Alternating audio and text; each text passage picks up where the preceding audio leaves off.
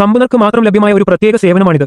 അവരുടെ ആയുസ് അവസാനിക്കുമ്പോൾ അവർക്ക് ഈ യന്ത്രത്തിൽ പ്രവേശിക്കാനും അവരുടെ ബോധം ഒരു പുതിയ ശരീരത്തിലേക്ക് മാറ്റാനും കഴിയും.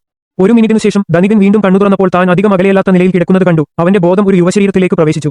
ഓപ്പറേഷൻ ഒരു വലിയ വിജയമായിരുന്നു, പക്ഷേ അദ്ദേഹത്തിന് ചില മതിഭ്രമങ്ങൾ ഉണ്ടാകാൻ തുടങ്ങി. ഇത് ശസ്ത്രക്രിയയുടെ ഒരു പാർശ്വഫലമാണെന്നും മരുന്ന് കഴിക്കുന്നിടത്തോളം ഇത് വേഗത്തിൽ പരിഹരിക്കാമെന്നും ഡോക്ടർ അദ്ദേഹത്തോട് പറഞ്ഞു.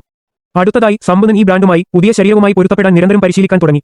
അവന്റെ ആദ്യ വേവലാതി ക്രമേണ ആവേശമായി മാറി. ഒരു മാസത്തിനു ശേഷം ധനികൻ പുതിയ ശരീരവുമായി പൂർണ്ണമായും പൊരുത്തപ്പെട്ടു. ഡോക്ടർ അയാൾക്ക് ഒരു പുതിയ ഐഡന്റിറ്റി നൽകി. അതിനുശേഷം തന്റെ വിരമിക്കൽ ജീവിതം പൂർണ്ണമായി ആസ്വദിക്കാൻ അദ്ദേഹത്തിന് ഈ യുവ ശരീരം ഉപയോഗിക്കാൻ കഴിഞ്ഞു. തുടർന്നുള്ള ദിവസങ്ങളിൽ ധനികൻ തന്റെ ഊർജ്ജസ്വലത വീണ്ടെടുത്തു. മുമ്പ് അവനെ കൊല്ലാൻ കഴിയുമായിരുന്ന പീണ്ടുവെണ്ണ പോലും ഇപ്പോൾ ഒരു ദോഷവും വരുത്തിയില്ല. ഇടയ്ക്കിടയ്ക്ക് ധനികൻ മരുന്നെടുക്കാൻ ഡോക്ടറുടെ അടുത്തേക്ക് പോകുമായിരുന്നു. അദ്ദേഹത്തിന്റെ ശരീരത്തിൽ കൂടുതൽ പ്രശ്നങ്ങളൊന്നും ഉണ്ടായിരുന്നില്ല. എന്നിരുന്നാലും ഒരു ദിവസം ധനികന് തന്റെ മരുന്ന് നഷ്ടപ്പെട്ടു. കാരണം അദ്ദേഹം വളരെക്കാലമായി ആസ്വദിച്ചുകൊണ്ടിരിക്കുകയായിരുന്നു. തൽഫലമായി മതിഭ്രമങ്ങൾ വീണ്ടും പ്രത്യക്ഷപ്പെട്ടു.